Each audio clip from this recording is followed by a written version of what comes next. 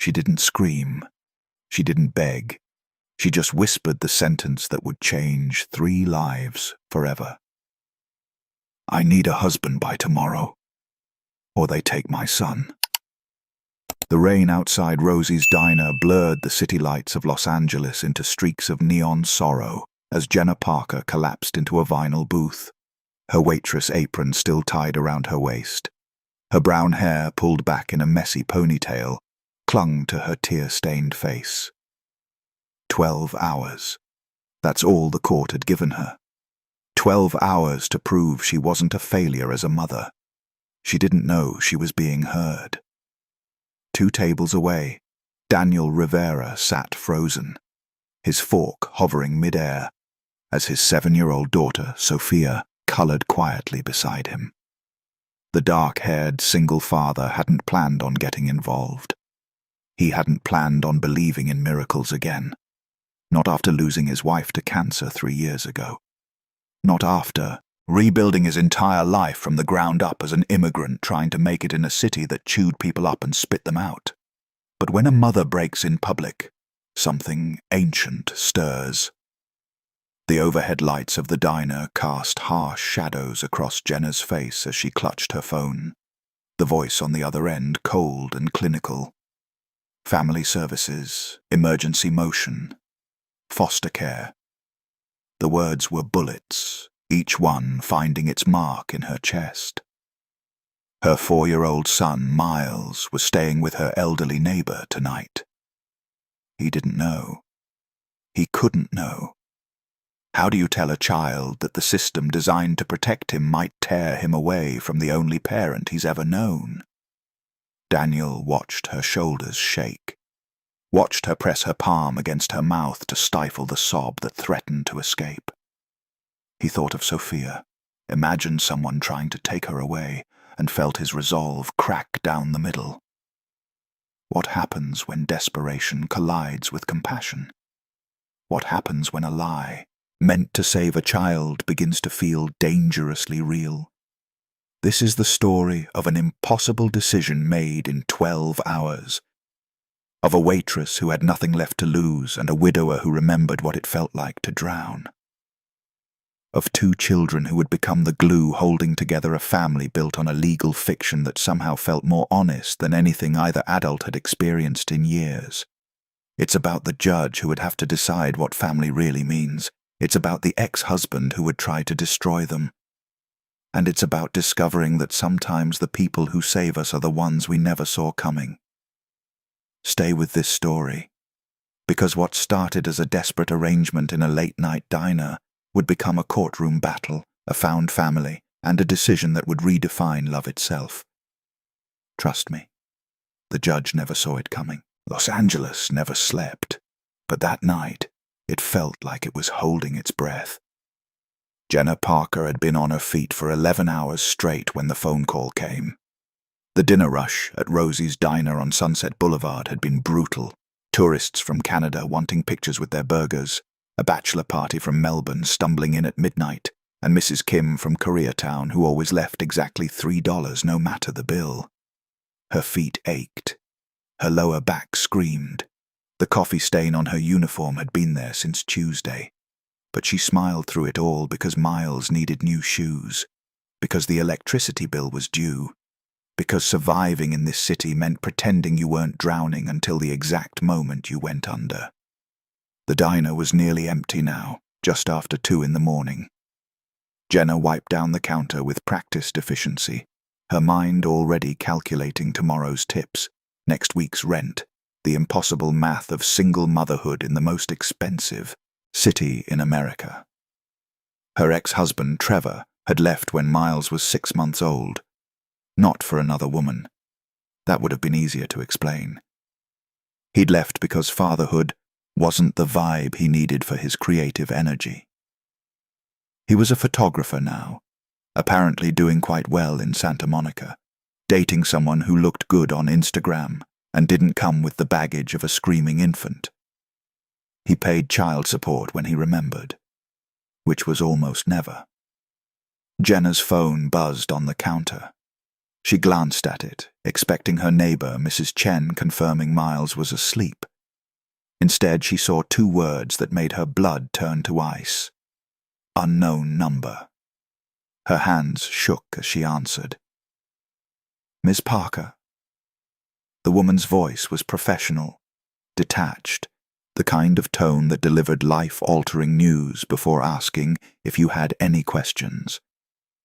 "This is Rebecca Lawson from Los Angeles County Family Services. I'm calling regarding case number 2847 JMP. The rag dropped from Jenna's hand. "There's been an emergency motion filed this afternoon," the woman continued. "Your ex-husband has petitioned the court for full custody citing unsafe living conditions and parental instability." "What?" Jenna's voice cracked. "That's insane. Miles is fine. We're fine. Ms. Parker, according to the filing, you've been evicted from 3 apartments in 2 years. You work overnight shifts, leaving your minor child with elderly neighbors. You have no family support system, no stable partner, and—" "I work to feed my son." Jenna's voice rose. The cook, Louise, glanced up from the kitchen. "Trevor hasn't paid child support in 8 months. I'm doing everything." "I understand this is difficult," Rebecca cut her off gently but firmly. "But Judge Morrison has reviewed the case. Given your employment instability and the lack of a 2-parent household, he's approved an emergency evaluation. If you cannot demonstrate a stable marital household and permanent residence by noon tomorrow, Miles will be placed in temporary foster care, pending a full hearing." The words didn't make sense. They couldn't make sense. "Noon?" Jenna whispered. "Tomorrow? That's 12 hours. The court prioritizes child welfare, Miss Parker. I'm sorry." The line went dead. Jenna stood there in the empty diner, the neon lights outside flickering pink and blue through the rain-streaked windows. Somewhere in the kitchen, a radio played old Motown. A car alarm went off down the street. The city carried on like it hadn't just ended her world. She slid into the nearest booth, the vinyl squeaking beneath her. Her hands wouldn't stop shaking. 12 hours. No husband. No house. No chance. Trevor had done this. She knew it. He didn't want Miles. He wanted to win.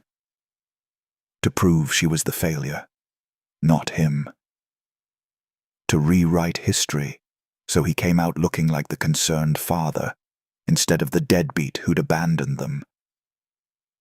"I just need a husband by tomorrow," she whispered to the empty diner, her voice breaking. "That's all. Please, just a husband. Just someone to stand there and look stable. Please." She didn't pray anymore, hadn't in years. But in that moment, staring at her reflection in the dark window, Jenna Parker begged whatever force might be listening for a miracle she didn't deserve and couldn't imagine. She didn't notice the man 2 tables away. But Daniel Rivera noticed her, and he remembered exactly what drowning felt like. Daniel Rivera hadn't meant to eavesdrop. He'd brought Sophia to Rosie's diner because she couldn't sleep, and neither could he. The nightmares had started again. His daughter waking up crying for her mother, asking questions Daniel didn't have good answers for. "Where is Mama?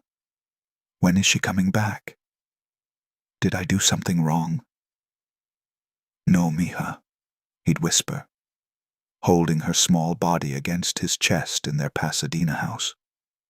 "You didn't do anything wrong. Mama got sick. She loved you so much." But how do you explain cancer to a 7-year-old? How do you make peace with a universe that takes a 34-year-old woman and leaves her husband to raise their daughter alone in a country that still didn't quite feel like home? Daniel had immigrated from Mexico at 19, worked construction while studying engineering at Cal State LA, and met his wife, Isabella, at a community center in Highland Park. She'd been a teacher, brilliant and kind, with a laugh that could light up the darkest days. They'd built a life together, bought a house, had Sophia, planned for a future that felt secure. Then came the diagnosis. Stage 4 breast cancer. 18 months from detection to funeral. That was 3 years ago. Now Daniel was a civil engineer for the city, designing water systems and drainage plans, making decent money but working long hours. Sophia went to a good school, had friends, spoke English better than he did. They were surviving, barely. But survival wasn't living, and Daniel knew it. Tonight, Sophia had wanted waffles. Daniel had needed to get out of the house where every corner still held memories of Isabella. So they'd driven to Rosie's Diner, a place Isabella had loved, where the coffee was strong and the pie was never stale. Sophia was coloring a picture of a butterfly when the woman in the booth started crying. Daniel tried not to listen.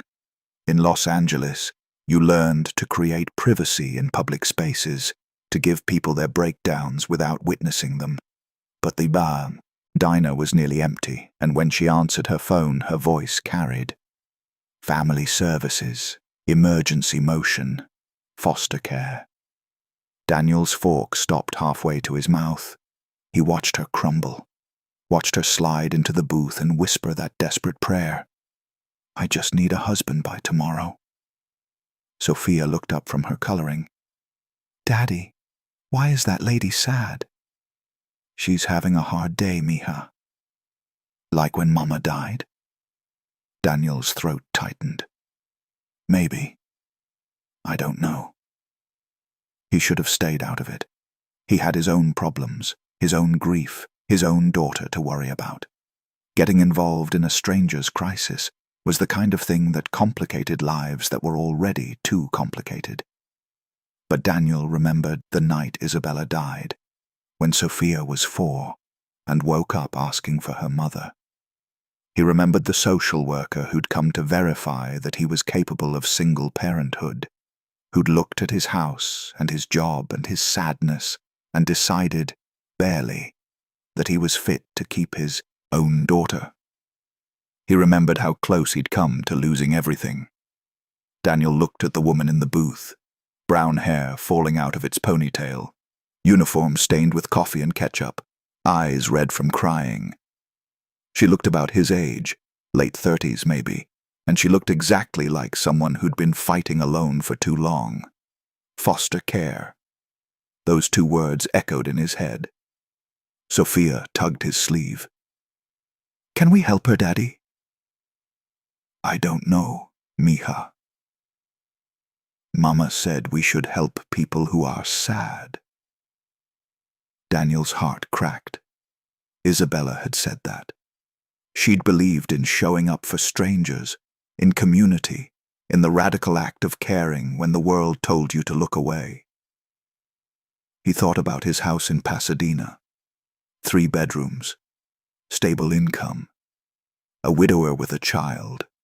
Exactly the kind of family structure courts love to see. It was insane. It was dangerous. It was probably illegal. But Daniel stood up anyway. Stay here, mija, he said quietly. I'll be right back. He crossed the diner, his heart pounding. The woman didn't look up until he was standing right next to her booth. When she finally raised her head, her eyes were devastated, hollow, like she'd already lost everything and was just waiting for the paperwork to confirm it.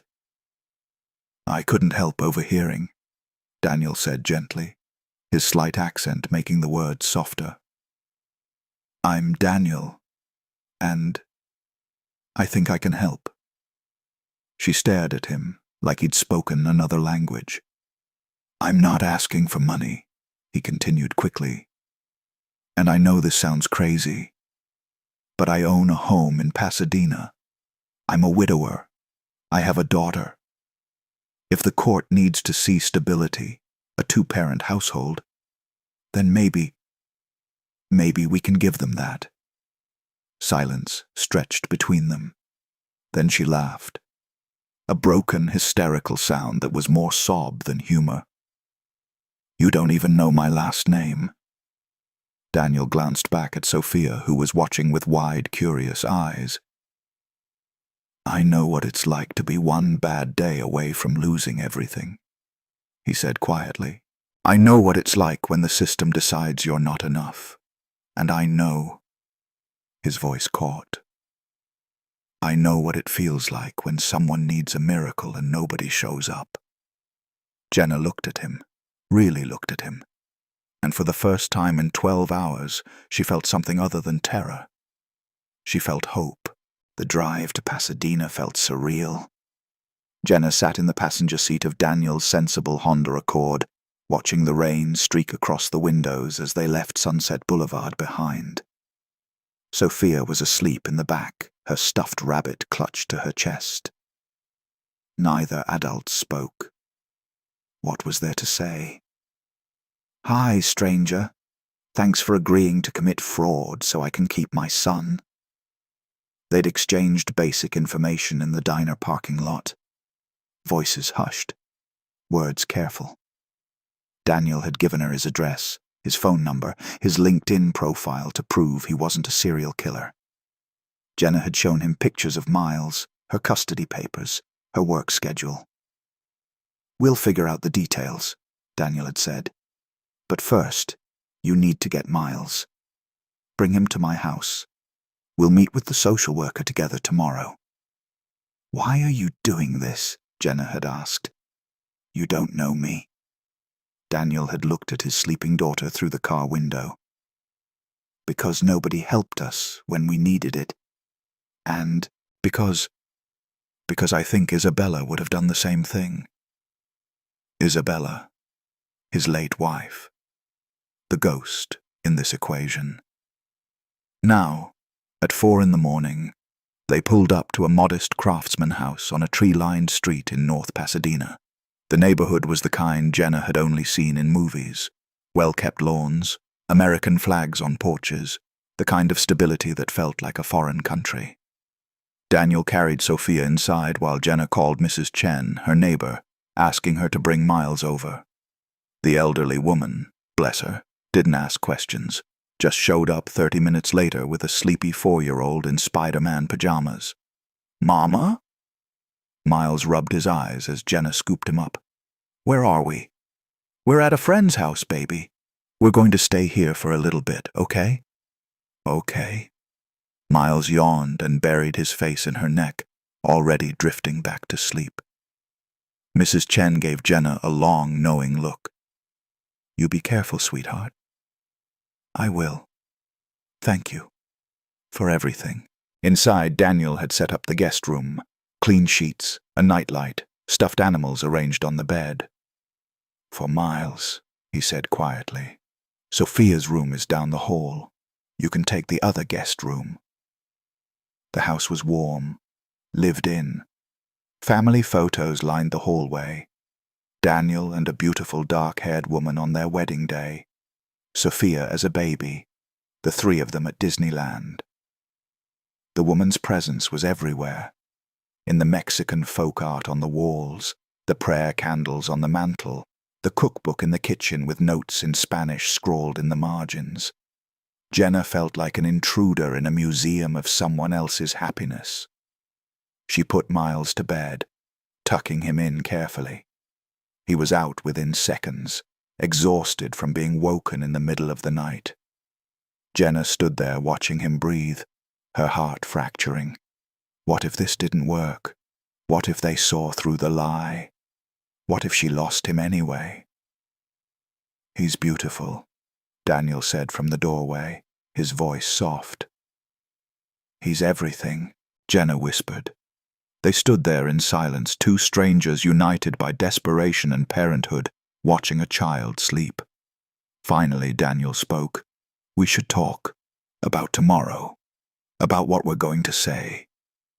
They sat at the kitchen table, coffee brewing, even though neither of them needed more caffeine. Daniel pulled out a notepad. "The social worker will want to see that we're married," he began. "We'll need a story. How we met. How long we've been together." "How long does it take to seem legitimate?" Jenna asked. 6 months? A year? A year, Jenna decided. We met at the farmer's market in Old Town Pasadena, Daniel suggested. It's public, crowded, believable. You were working a booth, selling pies for the diner, Jenna added. You came by with Sophia. We started talking. You asked me out. We took it slow because of the kids, Daniel continued. Wanted to make sure it was serious before introducing them. We got married quietly, Jenna said. Small ceremony, just us and the kids. City Hall downtown. They were building a fiction, but it felt almost real in the quiet kitchen. Their voices low, their exhaustion making everything feel dreamlike. Boundaries, Daniel said suddenly. We need to be clear. This is temporary, just until you get stable custody. Then you can move out. We'll get a quiet divorce, and you never have to see me again, Jenna finished.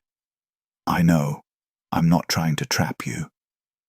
I didn't think you were. Daniel rubbed his face. This is complicated, and I don't want anyone to get hurt.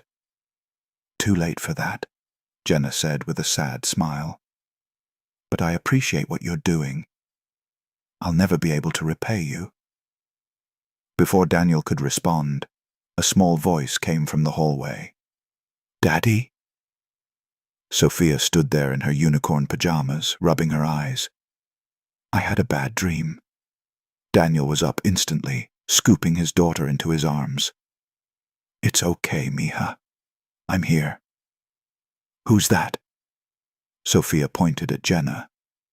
Jenna's breath caught Daniel, met her eyes over his daughter's head. The moment of truth, hours earlier than planned. This is Jenna, he said carefully, and her son, Miles. They're going to be staying with us for a while, is that okay?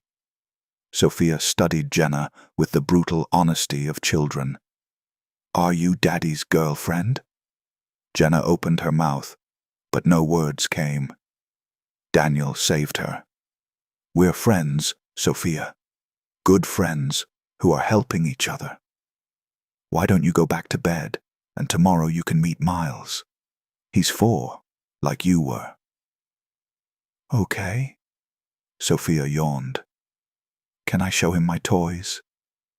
Absolutely. After Daniel put Sophia back to bed, he returned to find Jenna crying quietly at the table. Hey, he said gently. What's wrong?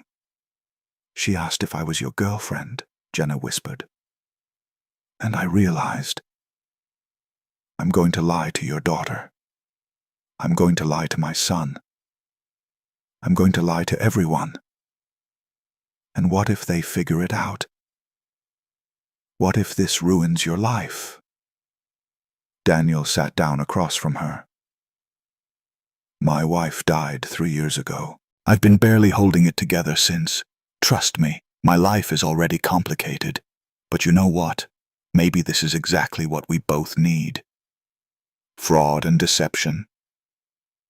Family, Daniel corrected. Even if it's fake, even if it's just for a little while. Maybe we both need to remember what that feels like. Jenna looked at this stranger who'd offered her everything. Okay, she whispered. Let's do this. Outside, the rain had stopped.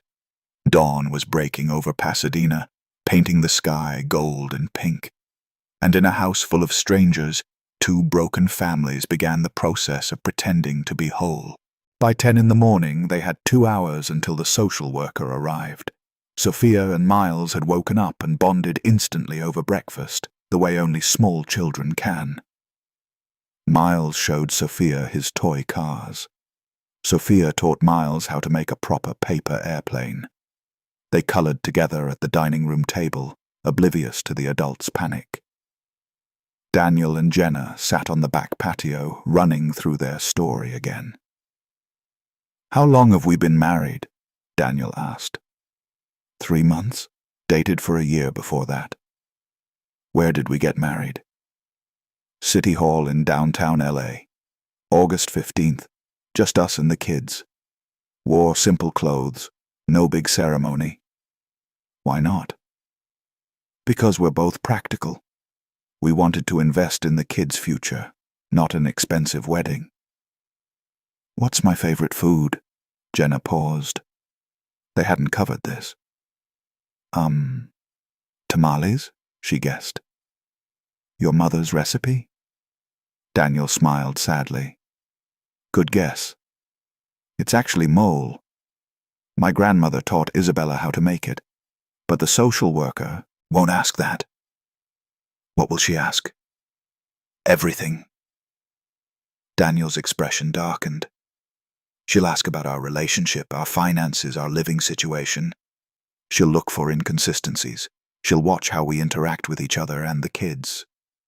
So we need to seem in love, Daniel finished. Yeah, or at least comfortable with each other. They were neither. They were two terrified people playing house with the highest possible stakes. Jenna looked at the backyard, well maintained, with a swing set Sophia clearly loved, a vegetable garden that was probably Isabella's project, wind chimes that sang in the breeze. This was a real home, a real life, and she was about to contaminate it with her desperation. Tell me about Isabella, she said quietly. Daniel's face shifted. Why? Because if I'm living in her house, sleeping in her guest room, lying to people using the life she built, I should know who she was. Daniel was quiet for a long time. Then, she was a second-grade teacher, loved kids who weren't hers almost as much as Sophia. She made the world's best chilaquiles. She cried at commercials. She believed in God and community and showing up for people. His voice broke. She would have liked you. She would have done exactly what I'm doing. I'm sorry, Jenna whispered. For your loss. For imposing on it. You're not imposing. You're surviving. There's a difference. They heard the kids laughing inside. The sound was pure, uncomplicated joy, something both adults had forgotten existed. Miles doesn't laugh like that anymore, Jenna said softly. Not since Trevor left. He's been so quiet, so worried. Like he knows I'm drowning and he's trying not to make waves. Kids shouldn't have to parent their parents, Daniel said. No, they shouldn't. Jenna wiped her eyes. But they do, don't they? When we're broken, they become the glue. Sophia used to wake up screaming, Daniel admitted. Every night for 6 months after Isabella died. She'd ask me if I was going to die too, if she'd have to go live with strangers. I slept on her floor for a year because she was terrified of being alone. Is she better now? Some days. Other days I find her talking to the picture of her mom on the mantel, asking questions I can't answer. He looked at Jenna. That's why I said yes last night. Because I know exactly what it feels like to be helpless, to watch your kid hurt and not be able to fix it. They sat in silence, two parents united by trauma and fear, and a desperate hope that they could pull this off. Finally, Jenna spoke. What happens if this works? After I get custody? You move out, Daniel said firmly. We establish you somewhere stable. We tell people we grew apart. Quiet divorce. You keep Miles. I keep Sophia. Everyone's better than they were before. And if it doesn't work? Daniel met her eyes.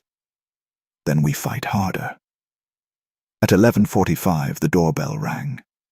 Rebecca Lawson from Family Services stood on the porch with a clipboard and a severe expression that suggested she'd seen every kind of fraud imaginable. Mr. Rivera, she said coolly. Ms. Parker, may I come in? Daniel reached for Jenna's hand. She nearly flinched. They hadn't practiced this, but forced herself to accept the touch. His palm was warm, calloused from work, and strangely steady. "Of course," Daniel said with a smile that almost looked genuine. "We've been expecting you."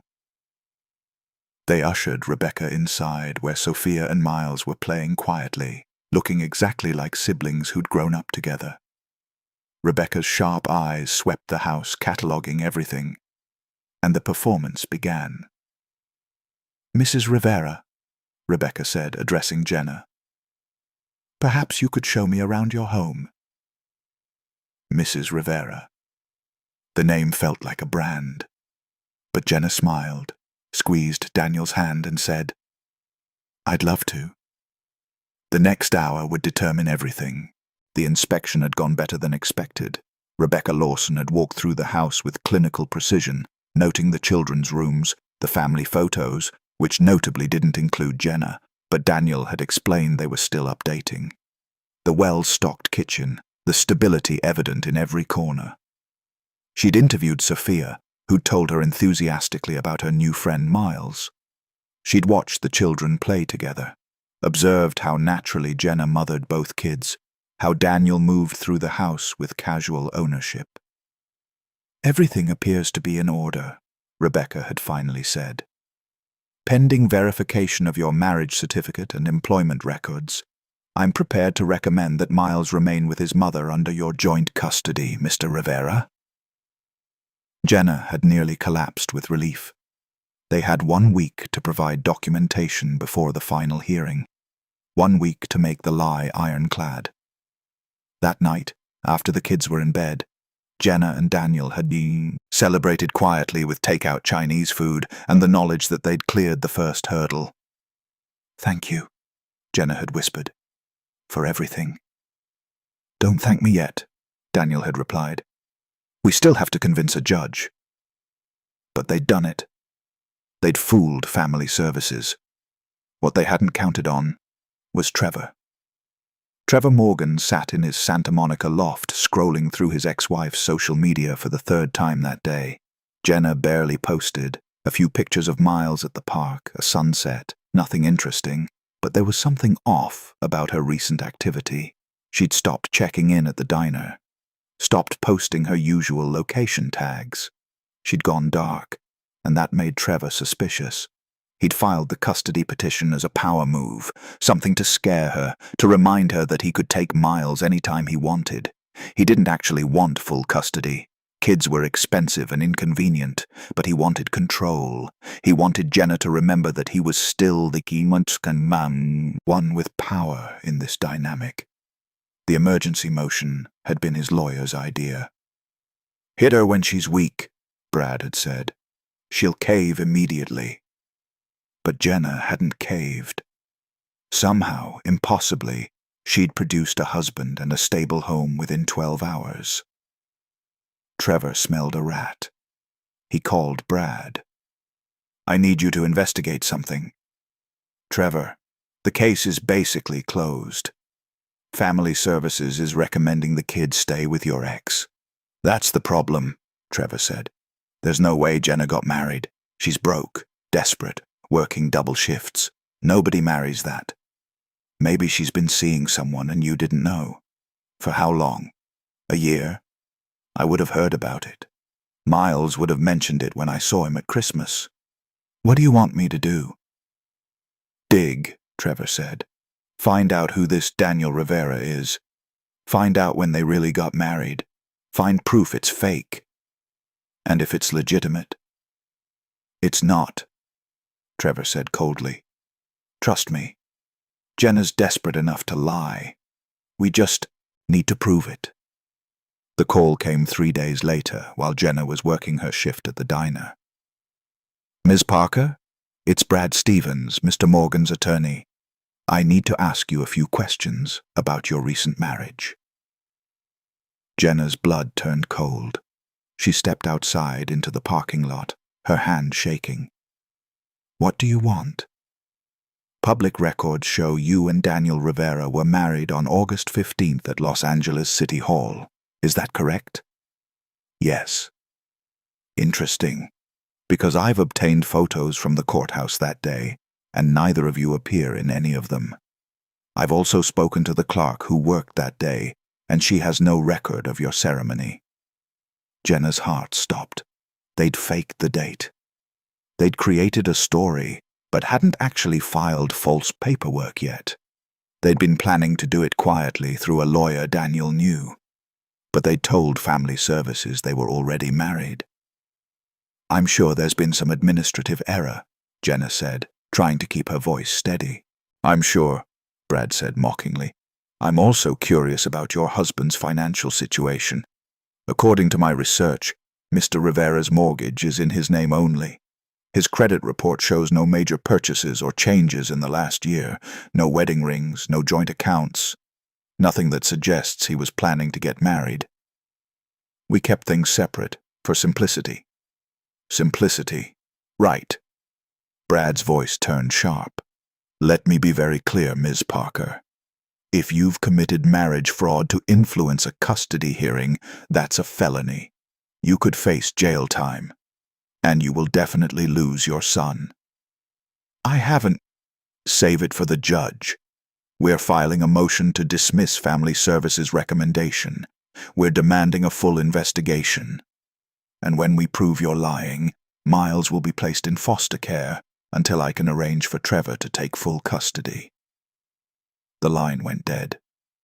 Jenna stood in the parking lot, the neon sign of Rosie's Diner flickering above her, and felt her world collapse. For the second time in a week, they knew, or they suspected enough to destroy everything. She called Daniel immediately. "We have a problem." That night they sat in Daniel's living room after the kids were asleep, the weight of impending disaster pressing down on them. "They can't prove it's fake," Daniel said, but he didn't sound convinced. "They can prove we don't have documentation," Jenna countered. "They can prove the timeline doesn't add up, and if they push hard enough they'll find inconsistencies. We've only known each other a week, Daniel. We can't fake a year of relationship history." "So what do we do?" Jenna looked at him, this stranger who'd become her lifeline. Maybe I should just give up. Take the deal. Let Miles go into temporary foster care until I can prove—" "No." Daniel's voice was firm. "You're not giving up." "But I'm ruining your life. Trevor's lawyer is going to investigate you now. They'll dig into everything. Your job, your daughter, your—" "I don't care," Daniel interrupted. "We made a decision. We told a lie to protect a child. And I'm not going to let some entitled ex-husband destroy you because he wants to feel powerful. This isn't your fight." "Yes, it is." Daniel met her eyes. "Because I chose to make it my fight. And I don't abandon people. Not anymore." The words hung between them, heavy with meaning. Jenna felt tears spill down her cheeks. "I don't know what to do." "We fight," Daniel said simply. "We get married for real. We file the paperwork. We make the lie true." Jenna stared at him. "You can't be serious." "Why not? If we're legally married, they can't prove fraud. We'll have documentation. We'll have time. And when this is over, we'll get divorced like we planned. But in the meantime—" He reached across the table and took her hand. "In the meantime, we become the family we're pretending to be." It was insane.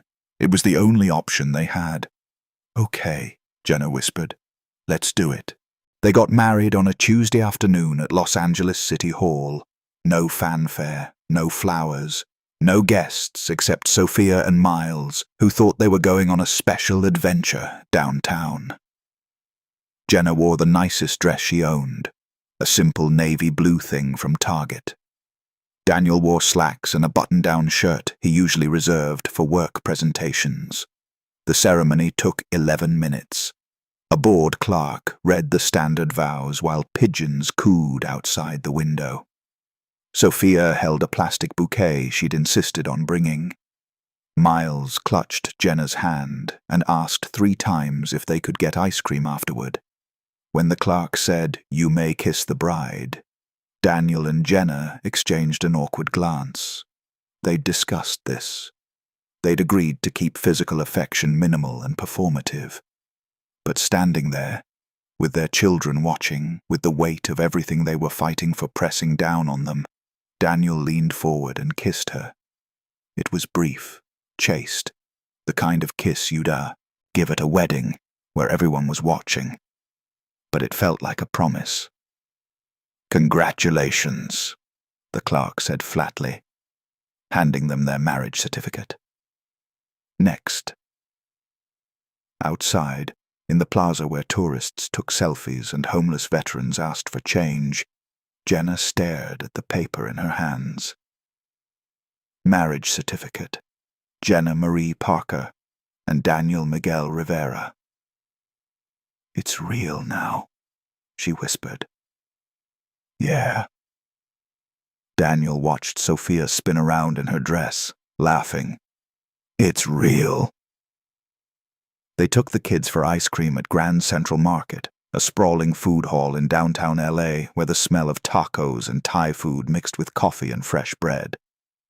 Miles got chocolate. Sophia got strawberry. The adults barely touched their cones. "Are you and Daddy married for real now?" Sophia asked Jenna, her face serious. Jenna's throat tightened. "Yes, sweetheart, we are." "Does that mean you're my mom?" The question hit like a punch. Jenna glanced at Daniel, who looked equally stricken. "I'm not your mama," Jenna said gently. "Nobody can replace your mama. But I'm here, and I care about you. Is that okay?" Sophia thought about this carefully. Then she nodded and went back to her ice cream. Miles tugged Jenna's sleeve. "Does that mean Daniel is my daddy?" Another impossible question. "Daniel is my husband," Jenna said carefully, "which means he's part of our family now. But your daddy is still your daddy, even if he doesn't live with us." "I like Daniel better," Miles said matter-of-factly. "He doesn't yell." The comment was a knife to Jenna's heart. Trevor had never been physically abusive, but his anger, his disappointment, his constant criticism, Miles had absorbed all of it. Daniel knelt down to Miles's level. "Your mama is the best mama in the world," he said seriously. "And she's been taking care of you all by herself for a long time. That takes a lot of courage. You should be proud of her." Miles looked at his mother with wide eyes, as if seeing her differently. "I am proud," he said, quietly. Jenna started crying right there in Grand Central Market. That night, after the kids were asleep, Daniel and Jenna sat on the back patio again. It had become their space, where they dropped the performance and spoke honestly. "Brad called me today," Daniel said. "Trevor's lawyer." Jenna's stomach dropped. "What did he want?" "To intimidate me. He said he's going to prove we're committing fraud. He said he's going to report me to my employer, imply I'm unstable, maybe even suggest I'm an unfit parent to Sophia." "Oh God." Jenna buried her face in her hands. "This is exactly what I was afraid of. I've destroyed your life." "No," Daniel said firmly. "Trevor is trying to destroy your life, and I'm not going to let him." "But why?" Jenna looked up, tears streaming. "Why are you doing this? Why risk everything for someone you barely know?" Daniel was quiet for a long moment. When he spoke, his voice was raw. "Because 3 years ago, when Isabella died, I was drowning. I couldn't eat, couldn't sleep, couldn't function. I had a 4-year-old who needed me, and I could barely get out of bed. And you know what happened? Nobody helped. Our families were in Mexico. Our friends disappeared because they didn't know what to say. The church we went to sent casseroles for a week and then forgot about us." He paused, his jaw tight. "I almost lost Sophia because I couldn't hold it together. Family services came because her preschool teacher reported that I was dropping her off late. picking her up late, that she was wearing the same clothes multiple days in a row. They investigated me, questioned me, made me feel like I was failing my daughter at the worst moment of our lives. Daniel. I passed, he continued. Barely. But I'll never forget what it felt like to be judged like that. To have strangers evaluate whether you love your child enough, whether you're worthy of being a parent. He looked at Jenna, his eyes fierce. So when I heard you begging for help in that diner, I saw myself. I saw what I would have given anything for, someone willing to show up. Jenna was crying openly now. I don't deserve this. I don't deserve you. Yes, you do, Daniel said. You're a good mother. You're working 3 jobs to keep your son fed. You're fighting a system designed to punish poverty. You deserve someone in your corner. They sat in silence, the weight of shared trauma binding them. I'm scared, Jenna admitted. What if we lose anyway? What if the judge sees through us? Then we lose, Daniel said. But we lose fighting, together. He reached across the table and took her hand. Not for performance, not for the sake of the lie, but because they'd become something real. 2 broken people building something whole. Together, Jenna whispered. And for the first time since this began, she believed they might actually win. The courtroom in the Stanley Mosque Courthouse in downtown LA was smaller than Jenna had imagined. Fluorescent lights, beige walls, hard wooden benches that made her back ache. This was where her life would be decided, in a room that looked like a DMV. Trevor sat with his lawyer on the left side, looking infuriatingly confident in an expensive suit. He'd gotten a haircut, removed his earrings, transformed himself into the picture of responsible fatherhood. Jenna sat with Daniel on the right, their hands clasped tightly. She wore a dress Daniel's sister had sent from Mexico. Simple, modest, respectable. Daniel wore his work suit, the one he wore to present designs to the city council. The kids were with Daniel's neighbor, Mrs. Rodriguez, who'd agreed to keep them for the day. Judge Morrison entered, a black woman in her 60s with kind eyes but a stern expression. She'd been a family court judge for 20 years and had seen every variety of dysfunction imaginable. This is a custody review hearing, she began.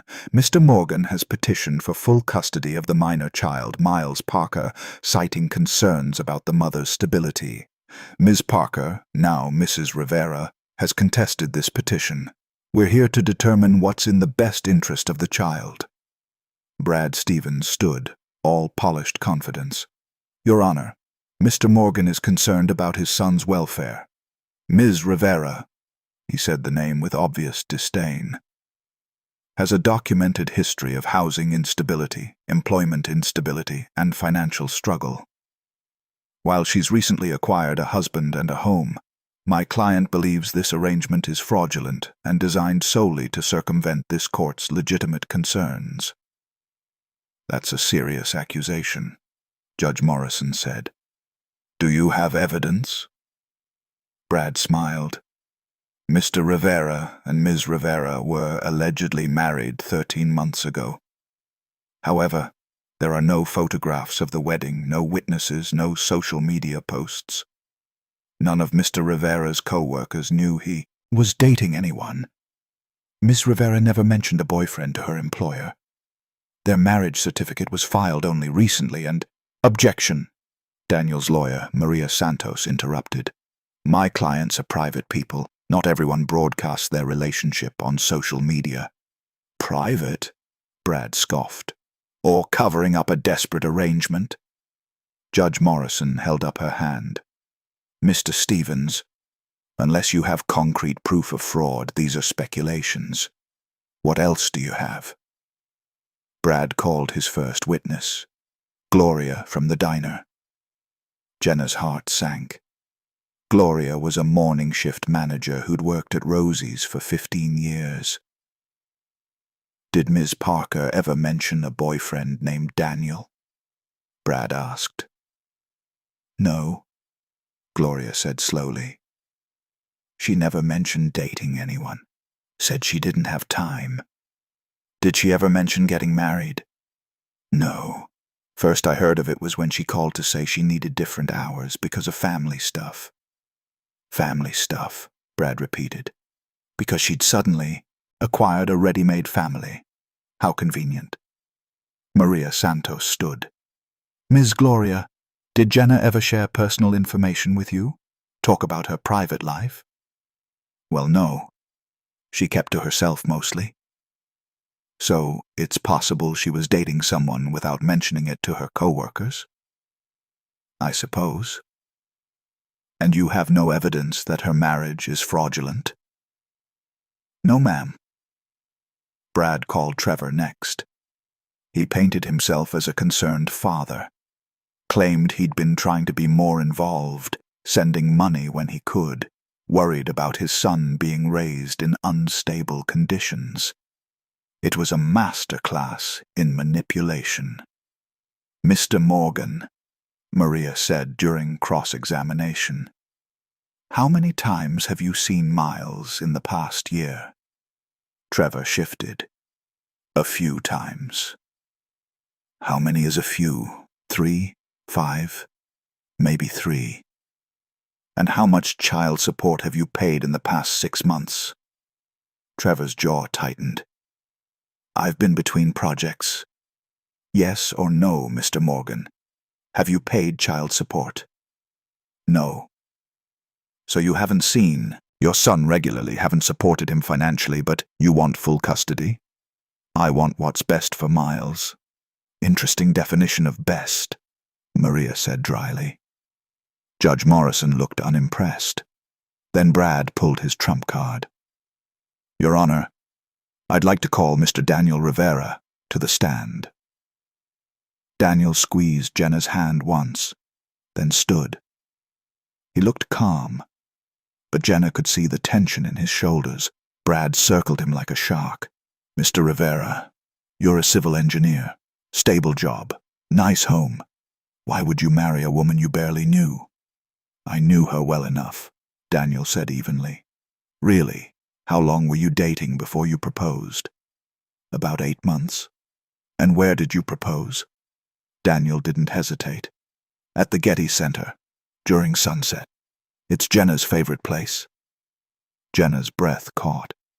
She'd mentioned the Getty Center once in passing weeks ago. He'd remembered. Brad frowned. How did you meet? At the farmer's market in Old Town Pasadena. She was there with Miles. I was there with Sophia. The kids played together. We started talking. Convenient. And when did you realize you wanted to marry her? Daniel looked directly at Jenna. When I watched her make breakfast for Sophia without being asked. When I saw how much she cared about a child who wasn't even hers. When I realized that sometimes the people who save us are the ones we don't expect. The courtroom was silent. Brad tried to regain control. Mr. Rivera, isn't it true that you married Miss Parker specifically to help her win this custody case? No, Daniel said firmly. I married Jenna because she's an incredible mother, a hard-working woman, and someone who makes our family better. The timing might look suspicious, but the feelings are real. Feelings? Brad mocked. Your Honor, this is clearly... A door opened at the back of the courtroom. Mrs. Rodriguez entered, holding Sophia and Miles by the hands. Both children looked confused. I'm sorry, Your Honor, Mrs. Rodriguez said, frantically. They overheard me talking to my husband about the trial and insisted on coming. I couldn't stop them. Judge Morrison sighed. Bring them forward. Sophia walked straight to Daniel. Miles went to Jenna. Both children looked terrified. Young lady, Judge Morrison said gently to Sophia, why are you here? Because Miles is scared, Sophia said in a small voice. He thinks the judge is going to take him away from his mama. Is that true, Miles? Miles nodded, tears streaming down his face. Judge Morrison leaned forward. Can you tell me about your home, Miles?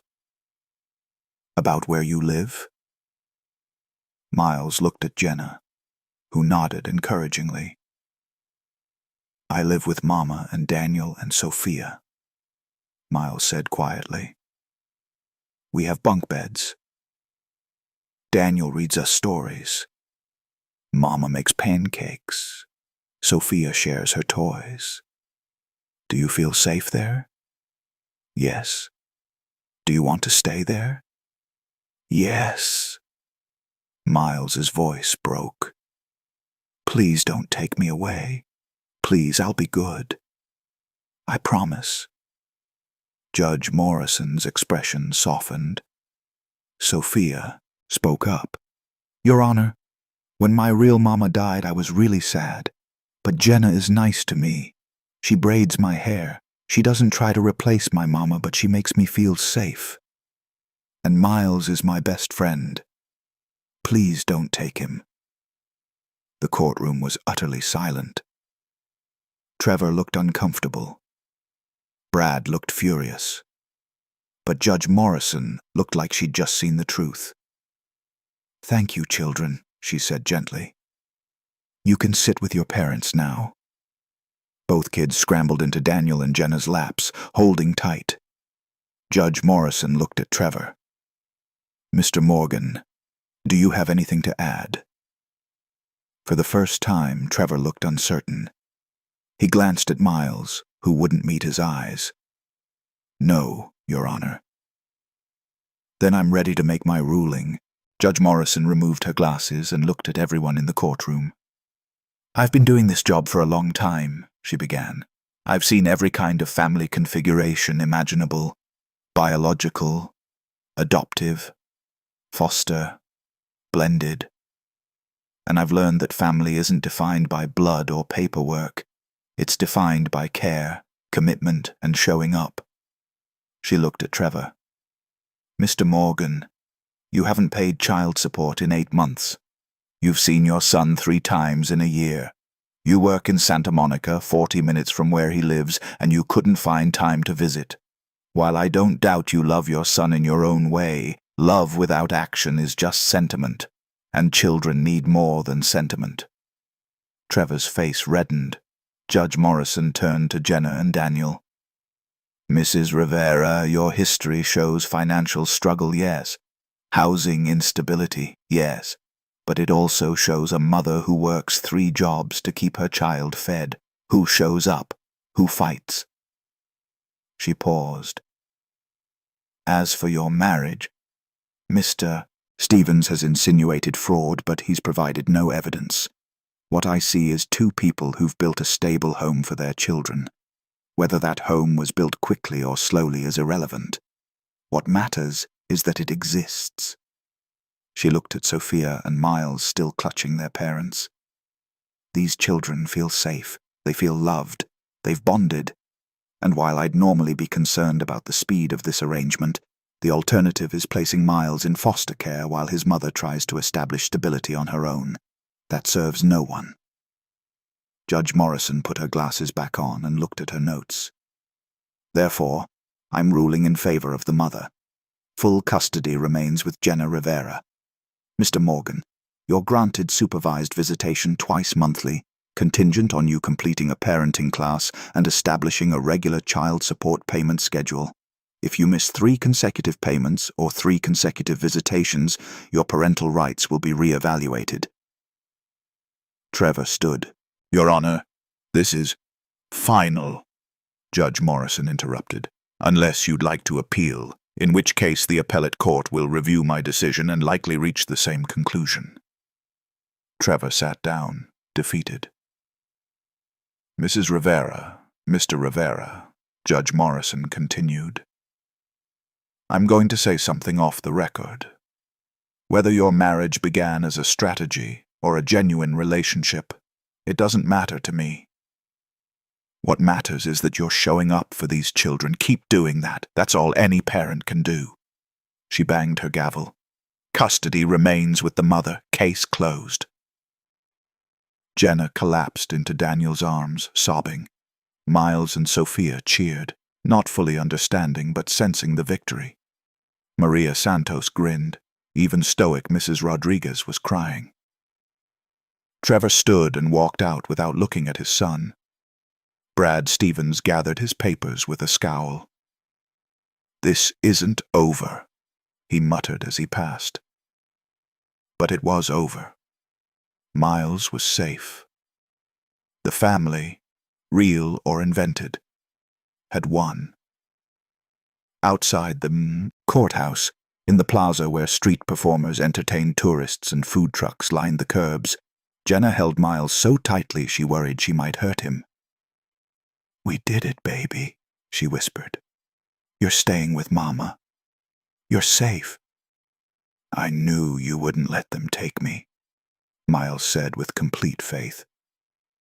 Sophia tugged Daniel's hand. "Daddy? Does this mean Miles is my brother forever?" Daniel looked at Jenna over the children's heads. Forever was a complicated word for two people who'd agreed to a temporary arrangement. But watching Sophia and Miles holding hands, watching Jenna's relief and joy, Daniel realized something had shifted. The lie had become real. The performance had become truth. The fake family had become the only family that mattered. "Yeah, Mija," he said softly. "Miles is your brother." Jenna met his eyes, and in that moment, she saw what he did.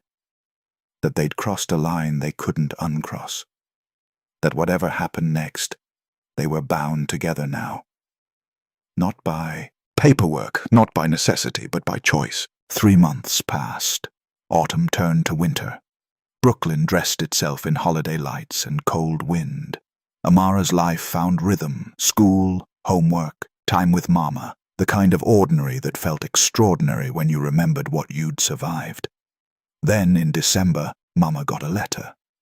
It came from a nonprofit called the Foundation for Children's Futures. Inside was a scholarship notification for Amara. Full tuition to Brooklyn Academy, one of the best private schools in the borough. Room for advancement into their high school program. Opportunities Mama had only dreamed about. "I didn't apply," Amara said, reading over her shoulder. "Neither did I." Mama's hands shook. This is thousands of dollars. Tens of thousands. Why would they?" She stopped, looked at the paperwork again. No donor listed, just anonymous benefactor. Amara knew, felt it in her bones. This was him, still protecting, still remembering, still making sure that the girl who'd offered him $1 got everything he could give in return. She started at Brooklyn Academy in January. The education was rigorous, challenging, better than anything she'd experienced. But more than that, she felt safe. Security was tight.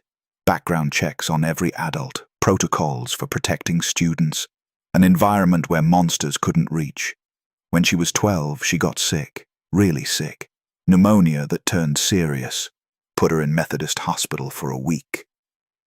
Mama's insurance covered most of it, but not all. The remaining balance was $8,000. Impossible. Then it disappeared. "System error," the billing department said. "Your account shows paid in full." Mama argued, insisted on knowing who'd paid it. But the hospital couldn't, or wouldn't, say. The payment came through an anonymous charitable organization that handled medical debt for families in need. Amara knew.